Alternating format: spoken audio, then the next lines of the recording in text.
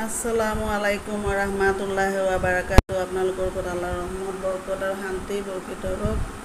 মই mango' squash বনাইছোঁ। 1 KG আমৰ মেংগ' স্কোৱাচ বনাইছোঁ। ইয়াত 1 কেজি 1 পোৱা হৈছে তাৰমানে মেংগ' স্কোৱাচ। এইটো মানে গিলাচত আপুনি 3 ভাগৰ এভাগ মেংগ' স্কোৱাচ দিব, 2 ভাগ পানী দি খাব। কেনেকৈ বনাইছোঁ এইটো মই কৈ আছোঁ। এই 1 কেজি আমৰ ৰস ওলাব, মিক্সিত মাৰি দিব, অলপমান পানী দি হেৰি কৰিব আৰু মিক্সিত মাৰিব। মাৰি আপুনি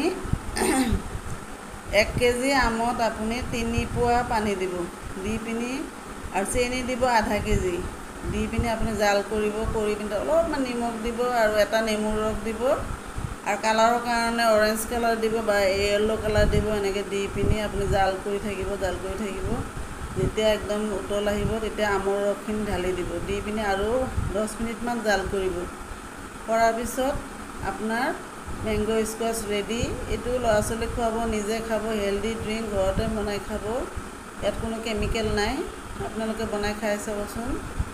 আৰু যিবিলাক ডায়েবেটিছ ৰোগী তেওঁলোকে চেনি নিদি পিনি চুগাৰ ফ্ৰী দি বনাই খাব, তেতিয়া একো মানে ক্ষতি নহয়। আৰু ভিডিঅ'টো ভাল লাগিলে লাইক শ্বেয়াৰ আৰু ছাবস্ক্ৰাইব কৰিব নাপাহৰিব দেই। আজিলৈ আহোঁ।